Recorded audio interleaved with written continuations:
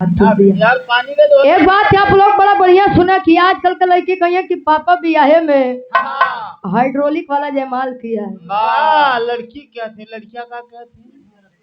वो लड़कियां बेचारे कहते हैं बाबू चला सीधे से बियाह कई के लौटिए बा वाह जे बेशरम लड़की हो वो कही भाई वाह नहीं तो करे लड़की की आत्मा से पूछा कि जब बियाह के दिन नियरा था तो केवल अपने बाप को चेहरा देख के ऊपर चेहरा उतर गया था। खैर सूरज जी भगवान करे तोरे ब्याह में हाइड्रोलिक वाला सिस्टम जाए तोहार सब पूरी हो। देखता बहने तुहारे बहने से नोट गिनत बा कि मामा ब्याह में लुटाओ बा उसी तरीको कम ना है वाह ते छोटा बिरहा हो जाओ। हमरे पूज गार्जियन जी लोग बैठा है रामायण से लोग की धोबत अब भैया प्रयागराज वाले ने सिर्फ तो बड़ा देर लगा था। रामायण से छोटा सा कोनो गीत खोला हो जाओ।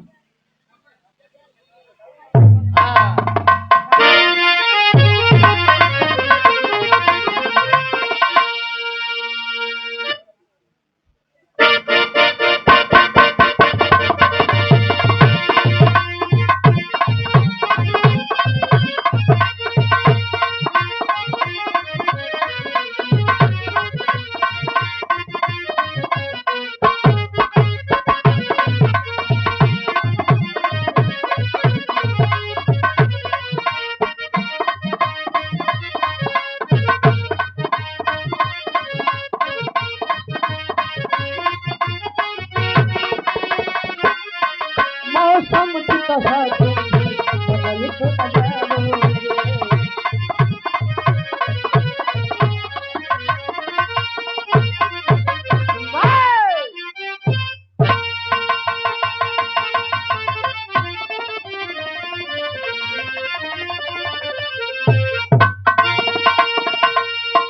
अब समरी राम रे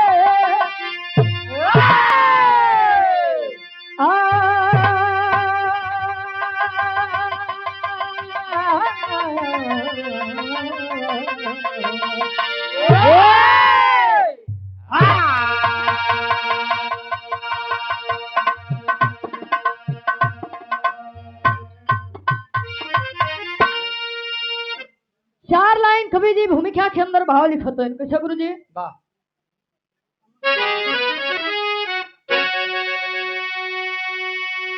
अंकुरित उर में होता यह अहंकार जब लुप्त हो जाती गरिमा है सब ज्ञान के अधर्म की राह अग्रसर होता है मानो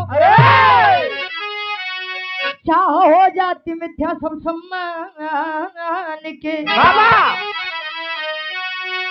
असत पे सत्य की जीत होती सदा अरे लाख करिए भले अत्याचारी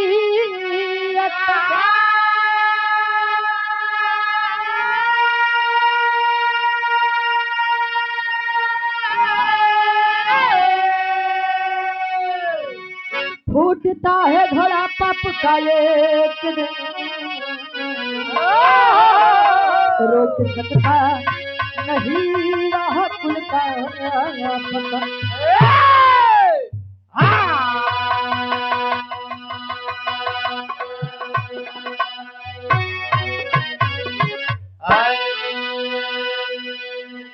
और हमारे सम्मानित हृदय के गार्जियन जी बरात मणिकार साहब 100 रुपया बहुत बहुत धन्यवाद। और ये झूसी म्यूजिक के डायरेक्टर साहब सम्मानित हमारे गार्जियन जी चंद्रभान मामा 100 रुपया बहुत बहुत धन्यवाद।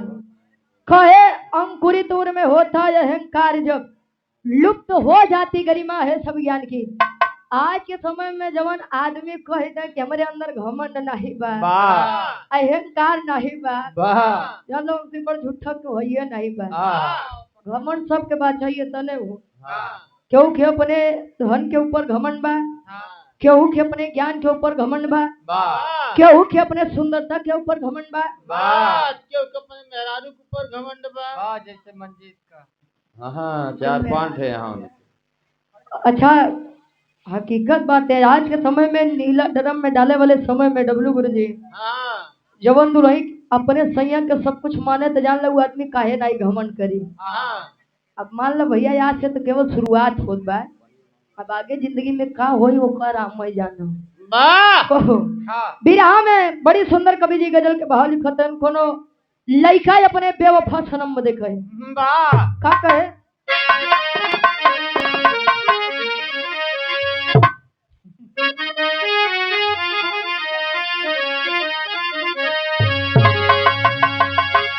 कहे जा बेवफा जा जवन किए है ठीक नहीं किए है वाह जिंदगी भर सुखी नहीं रहबो। वाह अच्छा जकर दिल टूटा बा उ जवन लड़का दिल से दुआ दे दे बदुआ दे दे वाह हाथ जान ला सात पीढ़ी ना से बा। वाह कहो लड़का कहे कैसे वाह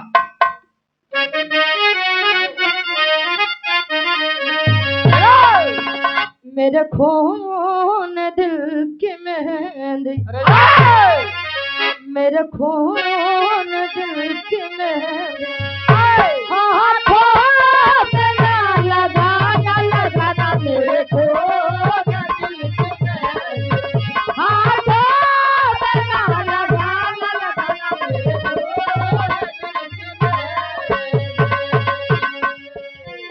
अरे मेरे खून दिल की मेहंदी हाथों में ना लगाना जब निकले मेरा जनाजा जब निकले मेरा जनाजा कहना या बजाना बजाना जब निकले मेरा जनाजा कहना या बजाना बजाना जब निकले मेरा जनाजा कहना या बजाना बजाना जब निकले मेरा जनाजा। और हमारे बड़े भाई पवन यादव भाई हमारे बाबू पट्टी प्रतापगढ़ से 50 रुपया आयुष खाते। अरे तो हाथ खाता खुलिए बिना कुछ करे।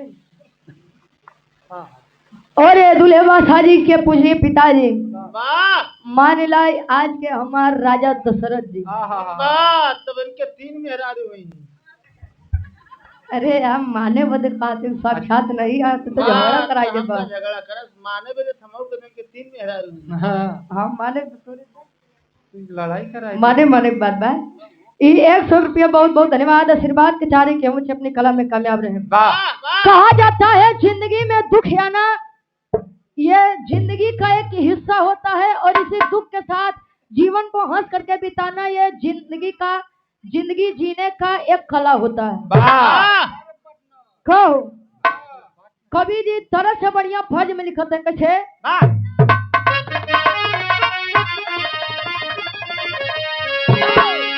अरे लाखों मुसीबत आए लाखों मुसीबत आए उसे हाथ के गले लगाना लगाना लाखों मुसीबत आए उसे हाथ के गले लगाना लगाना लाखों मुसीबत आए अरे लाखों मुसीबत आए उसे हंस के गले लगाना कर्मों से हो न विचलित कर्मों से हो न विचलित तुम अपना फर्ज निभाना निभाना कर्मों से हो तुम अपना फर्ज निभाना निभाना कर्मों से हो न विचलित तुम अपना फर्ज निभाना निभाना कर्मों से हो न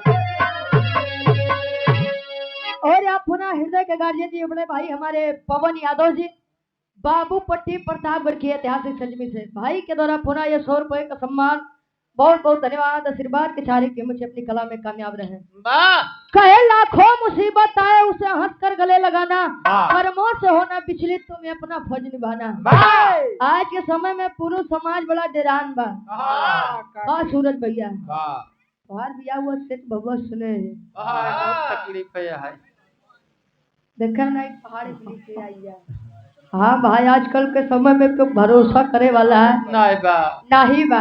बा मान लो वहां तो सुना कि प्रभु श्री रामचंद्र जी का बियाह हो गया माई सीता जी के संगे। अच्छा, कहा जाता है कि पुरुष बलि होत नहीं, समय होत बलवान। समय केहू के नहीं बा।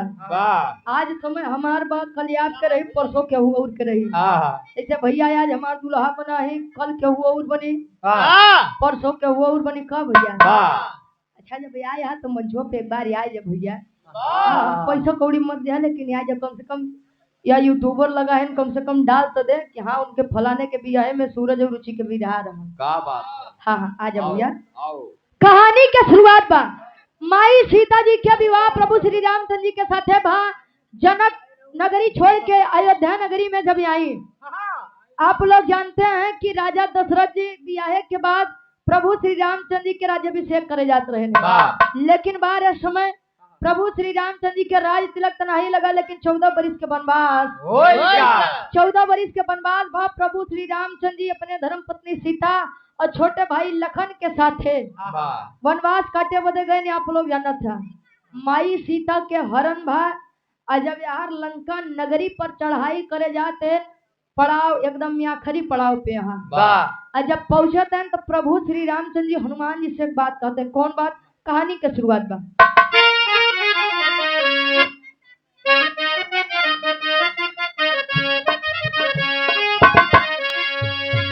होता समय बलवान वेद शास्त्र बताते, होती उन्हीं की जीत जो पग आगे बढ़ाते। सीता हरण किया था कानन में दशानन, पापी कुलीन कर्म किया घोर या पावन। कपिदल के साथ सागर तट पे आए खरारी, कपिदल के साथ सागर तट पे आए खरारी। शिवलिंग था बना दिए राम तैया, शिवलिंग था बना दिए राम तैयारी, शिवलिंग था बना दिए हाँ, शिवलिंग था बना दिए राम तैयारी, शिवलिंग था बना दिए राम तैयारी, शिवलिंग था बना दिए राम तैयारी।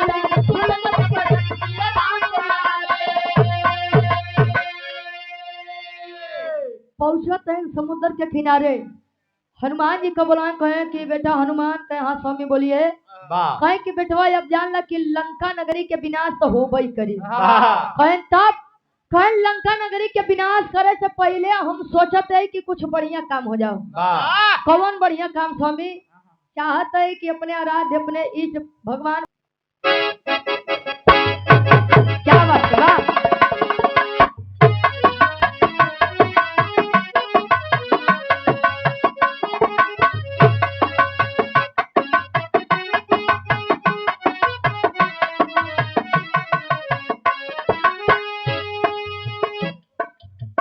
गईली बाजार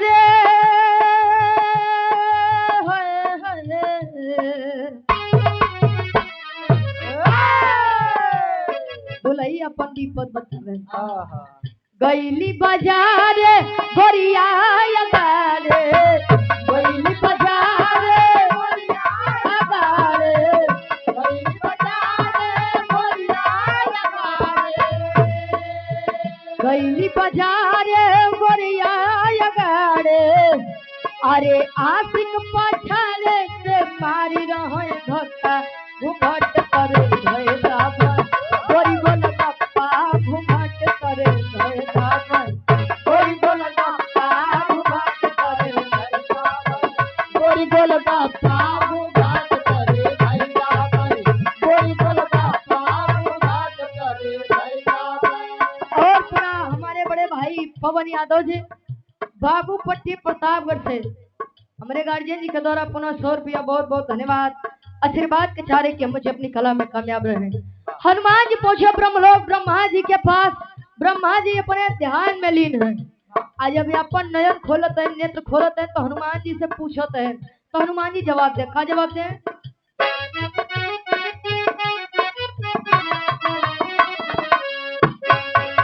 रघुबर जोहारे तो हनुमत पधारे, रघुबर जोहारे तो हनुमत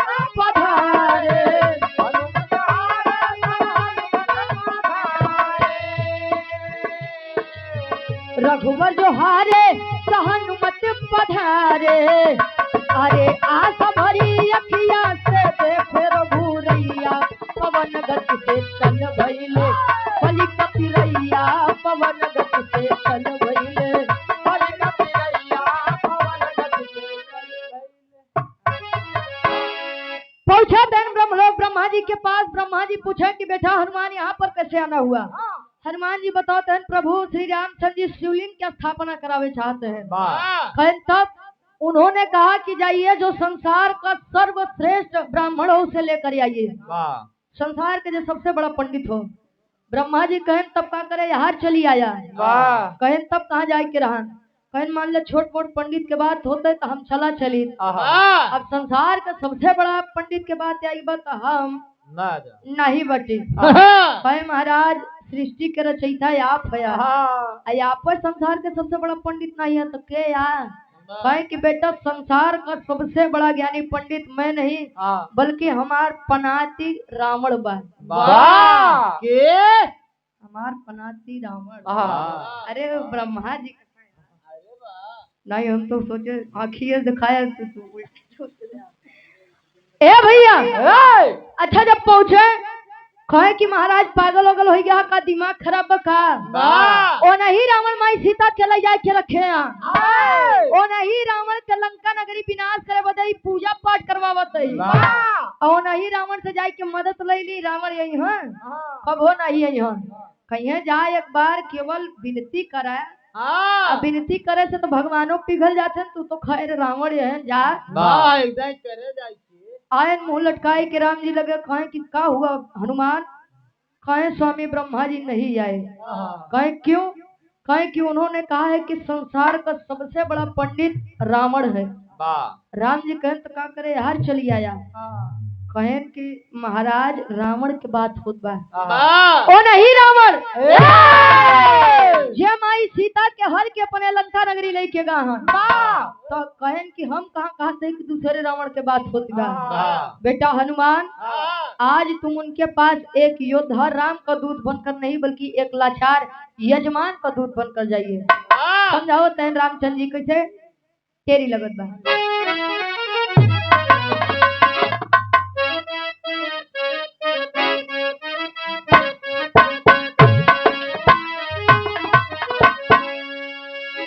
अरे बोले बोले खरारी तब बजरंगी से बोले खरारी तब बजरंगी से बोले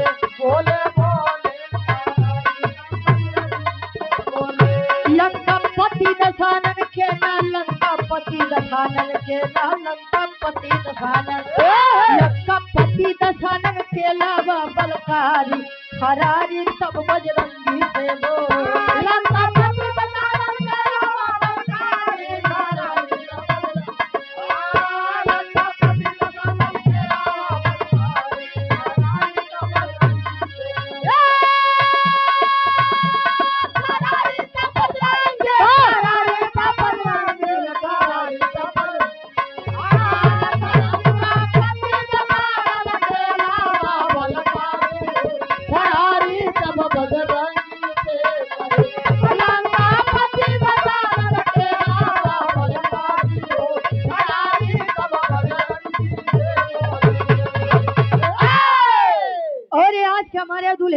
जी मान ला कि प्रभु श्री रामचंद्र जी आप हमारे बड़े भाई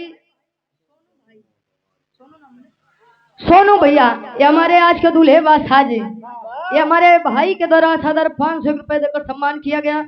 बहुत बहुत धन्यवाद। ईश्वर करें कि आज दोनों प्राणी के दाम्पत्य जीवन सुखमय बीते जब तक गंगा जमुना में पानी रहा है तब तक दुल्हा दुल्हन की जवानी रहे। वाह क्या बात। साथे साथे जिंदगानी रहा है। जिंदगानी नहीं रही तो जवानी लेके हाँ भैया बहुत बहुत धन्यवाद। बा कहे बोले बोले खरारी तब बजरंगी से बोले लंका पति दशानन के अलावा बलकारी खरारी तब बजरंगी से बोले। हनुमान जी की आज्ञा पा करके हनुमान जी उड़ान भर दिए। जय श्री राम जय श्री राम। हनुमान जी उड़ान भरे। अच्छा विचार करते हैं कि अरे यार राम जी के बतिया मान के हर तक आए तो गए, लेकिन अगर रावण ई रूप देख ली है तो हबे नहीं बल्कि 4 बात सुनाए के उल्टा बेइज्जत के उठाए दी है। तो हनुमान जी दिमाग लगाओ तेन कैसे चौक के भाव लगत बा।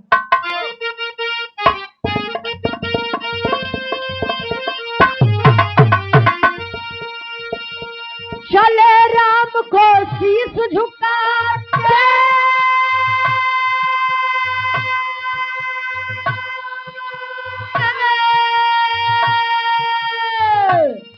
गावत हरि गुण गानी चले,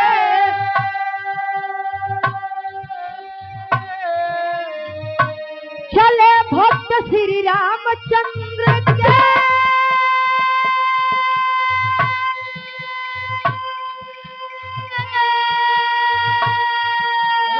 लंका के दरमियान चले,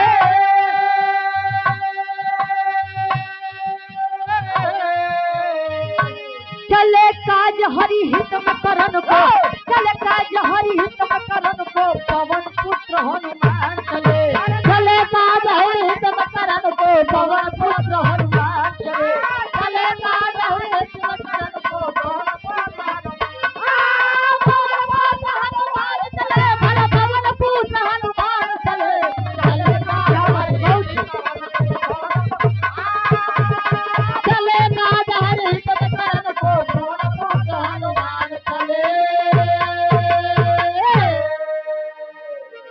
पहुंचे लंका के दरमियान। जब लंका नगरी में प्रवेश किए हनुमान जी विचार करत है ने काम करी अपन रूपवे बदल ले, नाही तई हनुमान रही है नाही त रावण गुस्सियई है। राम राम के जाप करे रूप अपन परिवर्तित करके एक बुढ़ऊ दादा के रूप लिए लई के लाठी डंडा हिलत कापत पहुंचन दरबारी लगे।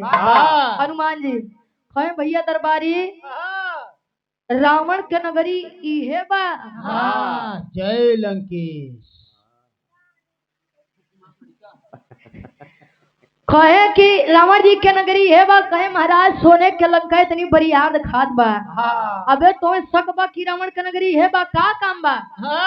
कहे बेटवा घर तनी पूजा के आयोजन करवाए रहे है, कोनो योग्य पंडित नहीं मिलत रहे। हम सुने ही कि रावण बड़ा बढ़िया यजमानी करवावत है, या बदे चला आए तो तनी से भेंट करवाए देता। दरबारी कुल कहे न हनुमान जी से कहे कि बाबा इधर आवा। कहे बोला बेटा, कहे कि तू बूढ़े आदमी यहाँ से बताए देते हैं। रावण अंदर प्रभु श्री रामचंद्र जी से लड़े बदे योजना बनावत है। बुढ़वा रूपी हनुमान कहे कि दिखाई के सारे के यहाँ हम लोग पूजा पाठ करवा के बारे में सोचत है, लड़ाई झगड़ा के बारे में सोचत बा। कहे कि खाली बस 2 मिनट मिलवा देता। कहे कि बाबा बूढ़े आदमी यहाँ तो मिलवा देते है। गए रावण जी के सारी बात बताए। रावण जी कहे कि अगर वृद्ध इंसान आया है, कोनो बुढ़वा आदमी आए बा तो के अंदर भेजा। आज जब बुढ़वा रूपी हनुमान हिलत कांपत जब पहुंचे दरबार में तो रावण देख करके मुस्कुरा दिया। अरे वाह। जब रावण देख के मुस्कुरा दे तो हनुमान जी सोचे लगे रे साला तो पूछिए उछियत नहीं छूट गया। लगाओ पीछे मुड़ के देखा ना पूछ उछ गायब बा। लगे हाथ गोड़ देखा कि इतना रोमो नहीं बा कि जान जाऊं वो हनुमान आयो है तो काहे बदे मुस्कुराते हैं? पूछत है न हंसे के कारण तो रावण बताओ बा कि हम काहे हंसते हैं। एक लाइन गीत लगत बा स्वर्गीय गुरु रामदेव गुरु जी वाली।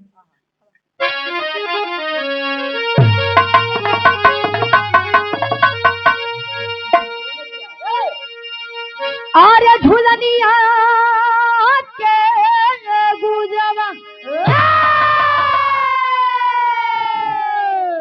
अरे झुलनिया के गुजवा, अरे टूटल ये राजा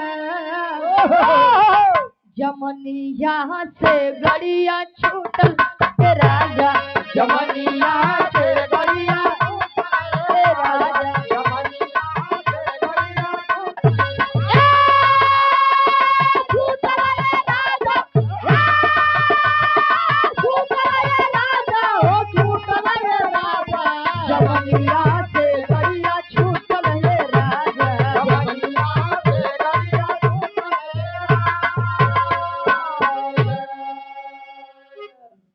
जवनिया नहीं बा जमनिया बा, जमनिया स्टेशन बा। वाह तू वैसे वैसे मुड़ी हिलाओ तो हम कहे लगता है थोड़े जमनिया के असर पड़ा बा। वाह जमनिया स्टेशन से गाड़ी छूटी तो रामदेव गुरु जी हो गावन। वाह ढेर गवैया गावत है झुलनिया के गुजवा टूटले राजा, जवनिया से गड़िया छूटले राजा। वाह जवानी को तो गाड़ी छूटो तो। जवानी से गाड़ी लड़त है। अच्छा, जब रावण के सामने पहुंचे, रावण मुस्कुरा रहे हैं तो हनुमान जी कहे कि हमने बुढ़ौती के मजाक उड़ावत है।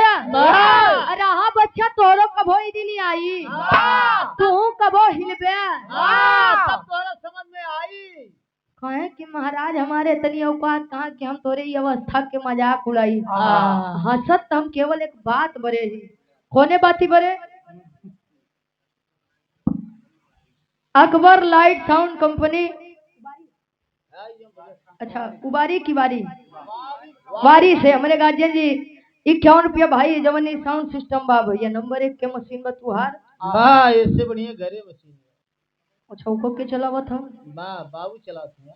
देखा जाता है। सट्टा देवा। हाँ भाई, तू जिला जिला वाले मने अपन समझा का मैं बोले का भैया। हाँ। अब वो एक मशीन रखे हैं कि 10 रखे हैं, वो भैया जाना का भैया। खैर रखाऊं के चाहिए, मान लो डबल लगन आई गए तो खियार लगावा है, फिर दूसरी जगह से कम आई हो। खे चलाऊं कि अब्बा चलाऊं? हाँ तो चाहिए जे चलावे यार। बताओ तय रावण खाए बदे मुस्कुराते हो। अरे बोला दशानन, अरे बोला दशानन हे हनुमानियावा, तोहार पुछिया कहाँ हमके बताव, तोहार पुछिया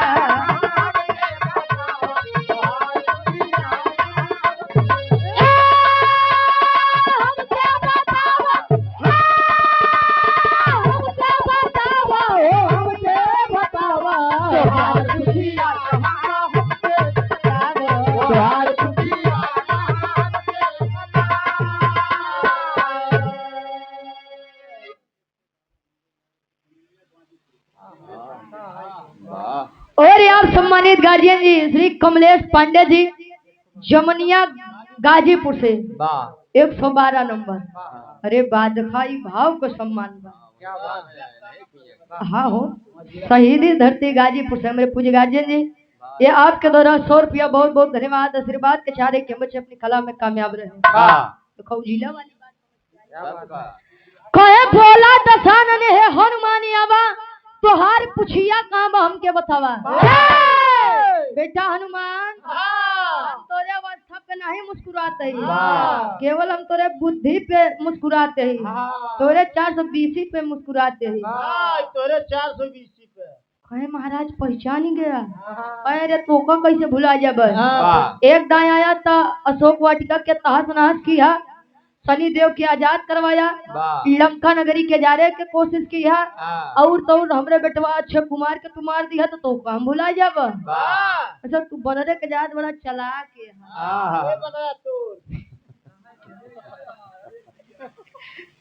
जाता है बड़ा ट्रेंडिंग में बात। हाँ गए ना आयुष, कब बन रहा है? अच्छा, बड़ा मार्केट में बड़ा ट्रेंडिंग में भी गीत चलत बा कहो। अच्छा यार, हनुमान जी के बतिया जब सुना कहा तू बड़ा चलाक बंदर यहाँ, अब वो बूढ़े आदमी के रूप लेके आ तो जरूर दाल में कुछ काला बा। कहे जब पहचानी गया तो सुना कहे बदे हम आए ही तोरे लगे। बताओ तन का बतावे। अरे बैठे यजमान बाटे सागर के तीरवा, अरे बन के पुरोहित हरा मन के पुतिया, बन के पुरोहित हरा मन के पुतिया, बन के पुरोहित हरा मन के पुतिया।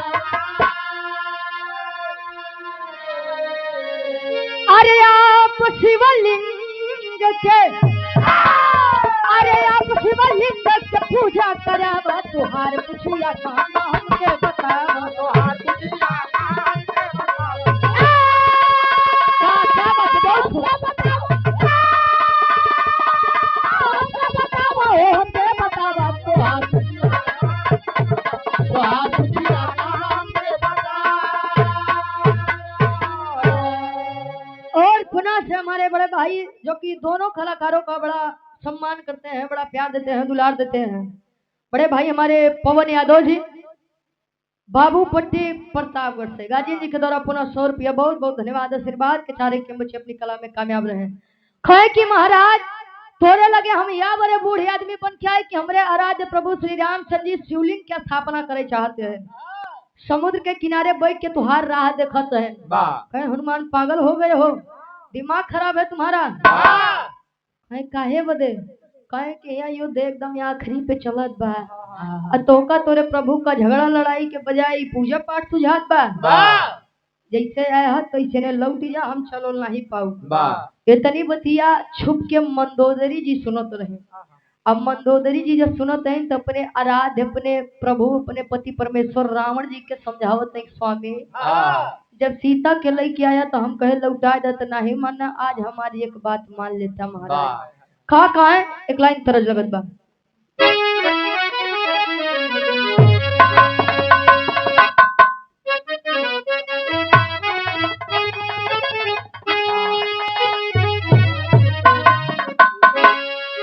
अरे प्रभु या पिबसो वृंदावन में,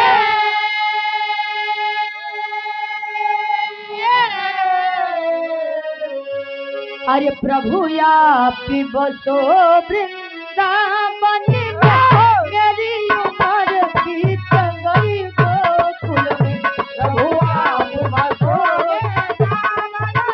मेरी उम्र बीत गई गोकुल में। प्रभु आप बसो वृंदावन में, मेरी उम्र बीत गई गोकुल में। लेकिन मंदोदरी अपने स्वामी पति परमेश्वर रावण के समझावत बा। का समझावे?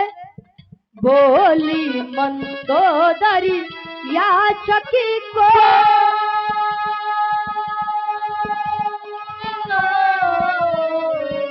बोली मंदोदरी याचक को खाली लौटाना ठीक नहीं।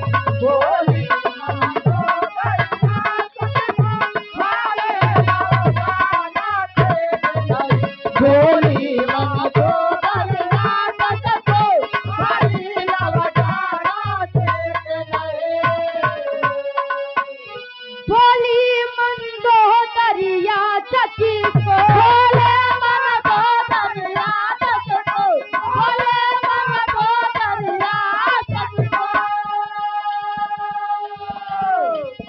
खाली लौटाना ठीक नहीं।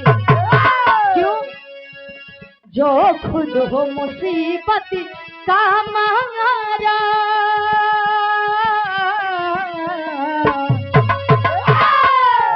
जो खुद हो मुसीबत का मारा, उसे और सताना ठीक नहीं। जो खुद हो मुसीबत का मारा उसे और सताना ठीक नहीं। अगर मेहरारू अपने मनसदू से 10 बात आए तो खाली उमा से 4 बात माना जाया। अगर 10 के 10 बात माने लगभग तू कब तो है अपने इशारा पे नचाई मुट्ठी में कब्जा कैले कुछ हेता पता है नहीं बा। कब तोरे माई बाबू के वृद्धा आश्रम पहुंचाए जाई वो कुछ हेता पता है नहीं बा। बाहर तोहार कंपनी, तोहार कंपनी तो बड़ी नगर दिक्कत तोहार कंपनी बड़ी नगर कम हमार वाली बैठी तो वहाँ अरे भोलेनाथ देनी है सर। अरे भैया धन्य हो भगवान भोलेनाथ के कृपा, भगवान कन्हैया के कृपा तोरे से ऊपर लागो। कहे कि जो खुद हो मुसीबत का मारा उसे और सताना ठीक नहीं। वेद शास्त्र में भी लिखा गया है कि अतिथि देवो भव, मेहमान भगवान के समान होता है। आज हनुमान जी लड़ने के लिए नहीं बल्कि एक अपनी मजबूरी बताने के लिए आए हैं। तो स्वामी जा चली जा वैसे प्रभु श्री रामचंद्र जी के मेहरारू लाई के अपने लंका नगरी में धरे वो कुछ नहीं कहते तो कम से कम पूजे पाठ करवा जा। अच्छा मंदोदरी के बतिया मान के ले के पोथी पतरा लेके पहुंचे कहा समुद्र के किनारे। राम और रावण जी आमने सामने बैठा है। राम सोचता है रावण कुछ बोला, रावण सोचता है राम कुछ बोला। रावण जी कहो कुछ बोलबा,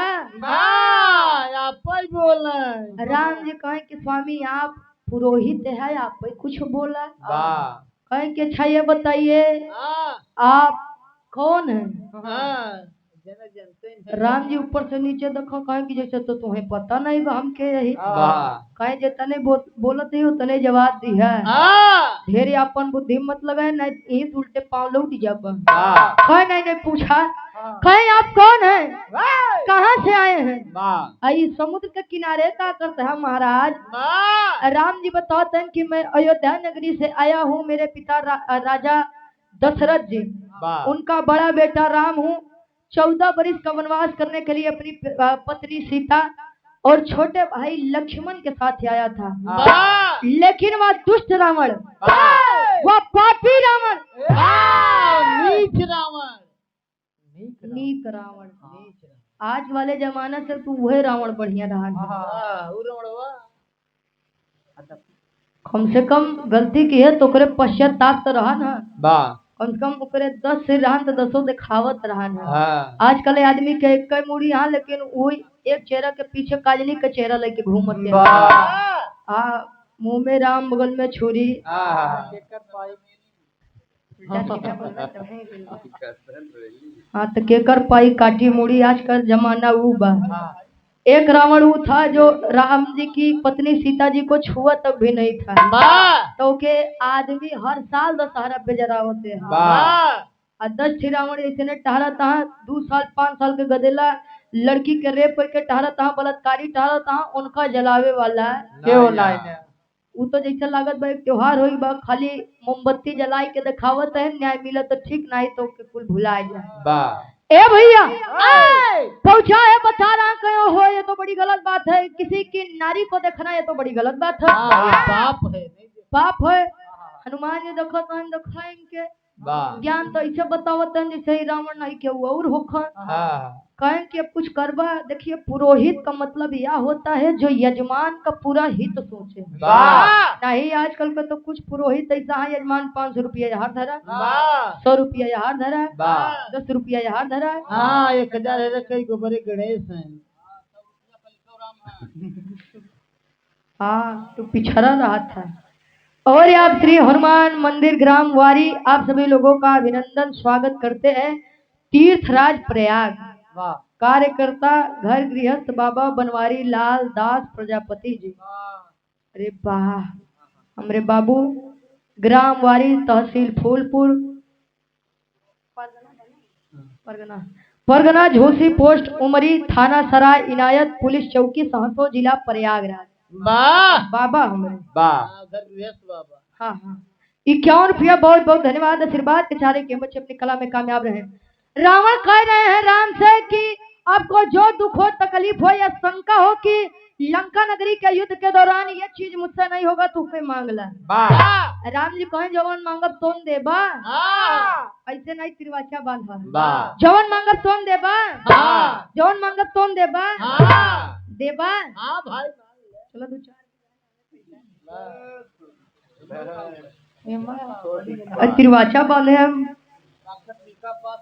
और पुनः हमारे बड़े भाई पवन यादव जी बाबू पट्टी प्रतापगढ़ से पुनः 100 रुपये भैया बहुत बहुत धन्यवाद आशीर्वाद के चारे के बच्चे अपनी कला में कामयाब रहे राम जी रावण से वरदान मांगते हैं विराह के आखिरी तरह लगत बा कोनो पान बेचे वाली कहे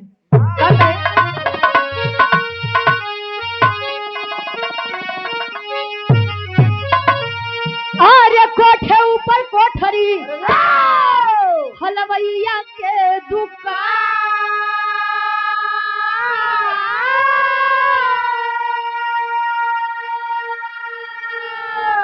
अरे हाथ से लड्डू छूट गया अरे पनवरिया मार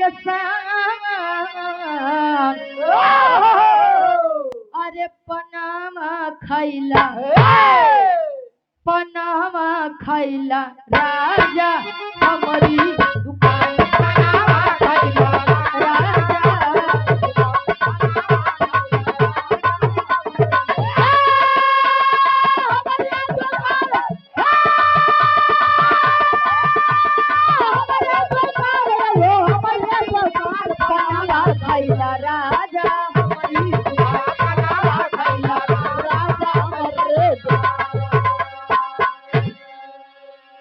धन्यवाद हरिओम भैया तुहार माई बाबू हूँ धन्य हो गया तोरे जैसा गधेला पाई के बा झंड तू हो जे जैसे तोहार बियाह हो बियाह है नहीं करी बा अड़ुआ रही आप बतावा था अच्छा यार राम जी से राम जी वरदान मांगते हैं रावण से का वरदान मांगे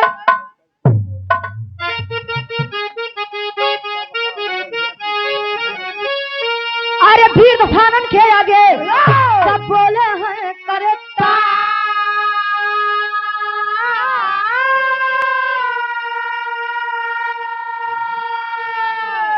अरे यह लालसा दिल में बाटे तेरा मन तू चार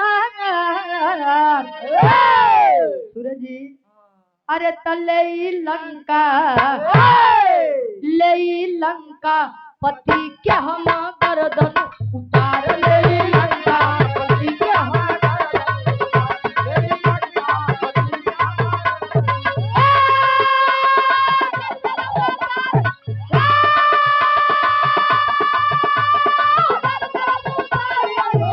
ले लंका पति क्या हम गर्दन उतार ले लंका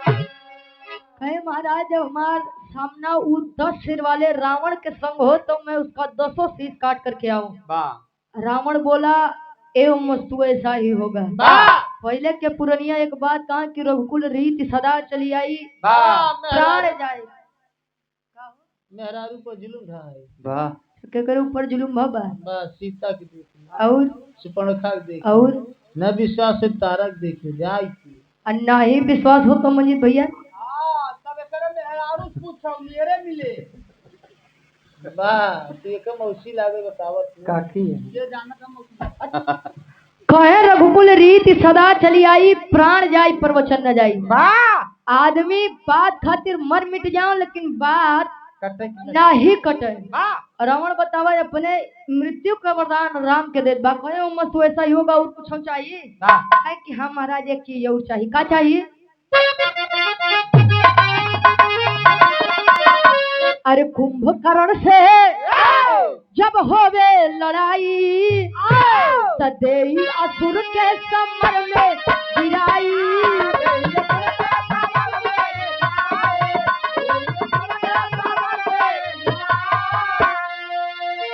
अरे रनवा में लक्ष्मण के अरे रनवा में लक्ष्मण के ना होवे हार ले लंका पति के हम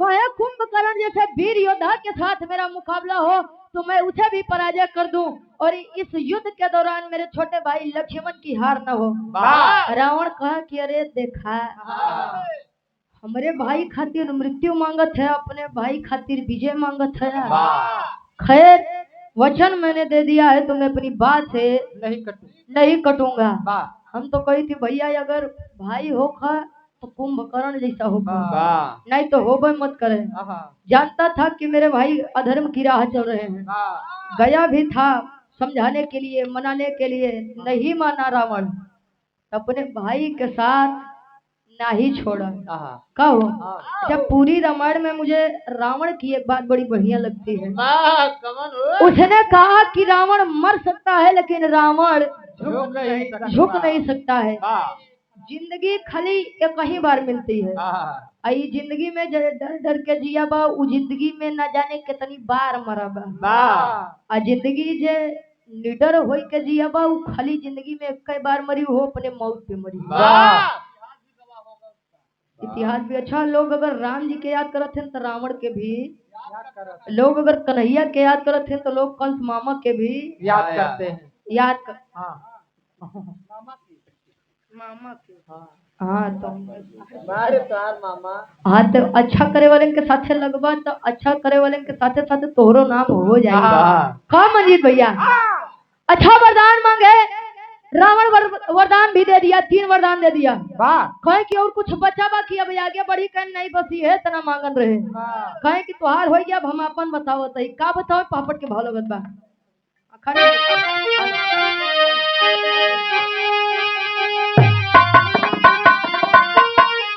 अरे रघुराई से बोले मधुरी बानी रावण ज्ञानी हो।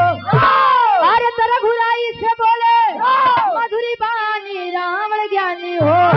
तो हवन करा मिल के जुगनौ परानी रावण ज्ञानी हो।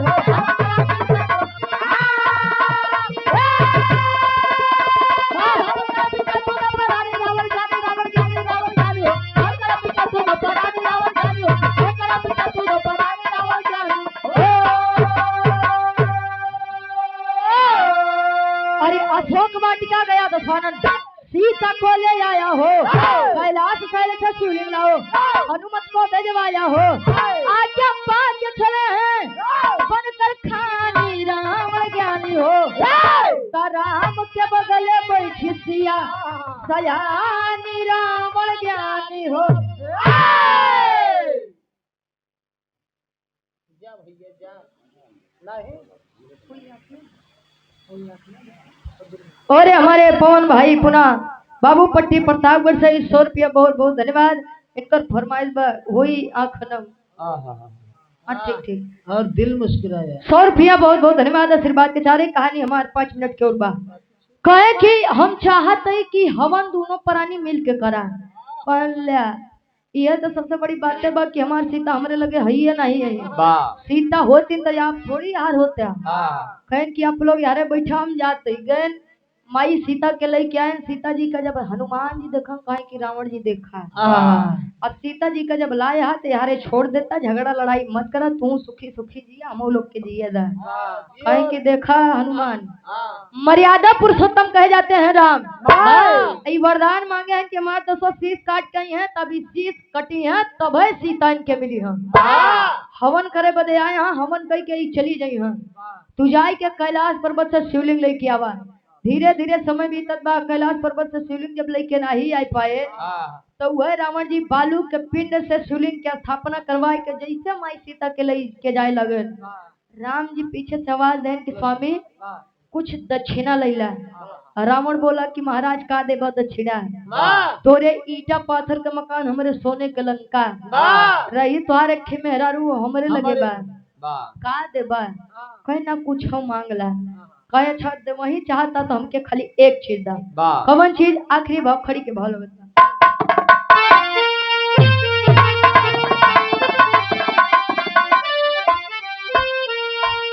अरे हिले नाही पिंडा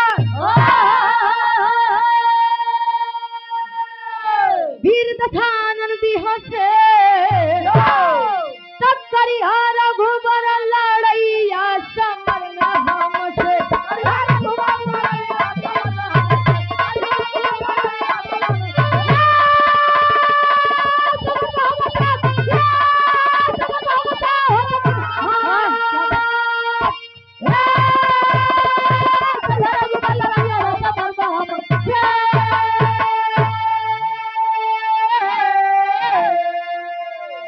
कहे कि खाली हमके ये दक्षिणा दा कि तू लंका नगरी में जब हुआ युद्ध करे बदे अगर एको वीर बच जाए तो सीता के लेके मत आया वारे छोड़ दे हम रही ना रही बात के बाद बा। रावण को भी घमंड था काहे बदे 1 लाख पूत 1.25 लाख नाती रावण घर दिया न बाती। काहे अगर बेचारा अपन भेद अपने मेहरारू से बताओ तो ऊपर मेहरारू विभीषण से बताओ तो काहे विभीषण राम के बताओ थे काहे रावण मारा जाते ये बड़े भैया भाई जैसा न दोस्त और भाई जैसा न दुश्मन। अब उस जगह के नाम का पड़ा जहाँ राम और रावण जी के द्वारा शिवलिंग की स्थापना पड़ी रही। अरे सासिया को लेके तब चल दिया है लंकेश्वर तो जहाँ किया था अनुष्ठान वहाँ तीर्थ बना रामेश्वर।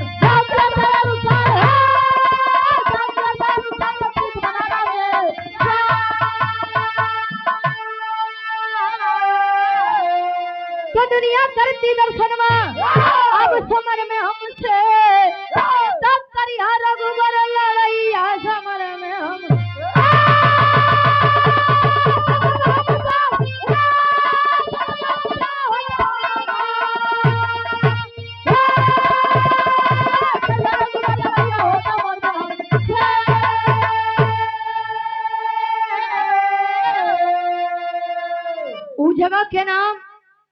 रामेश्वरम धाम पड़ा। वाह और जो आज भी कलयुग में विद्यमान है, लोग अपने पुरखों का पिंडदान जब करने के लिए जाते हैं गए जगन्नाथपुरी, वाह 4 तीर्थ स्थल में एक तीर्थ स्थल ही हो बा रामेश्वरम धाम, जहाँ से लंका के दूरी कुछ है बात, और जहाँ से राम सेतु के कुछ अंश आज भी विद्यमान मिलते हैं, वाह मौजूद मिलते हैं। वाह आखिरी में खानदान के परिचय बात।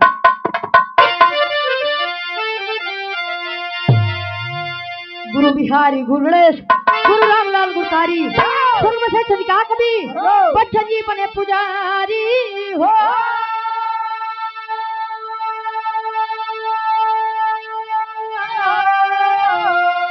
अरे खरारी सब बजरंगी से कहे तो भारत रुचि अब भगवान की लीला न्यारी, खरारी सब बजरंगी से कहे भारत रुचि अब भगवान की लीला न्यारी।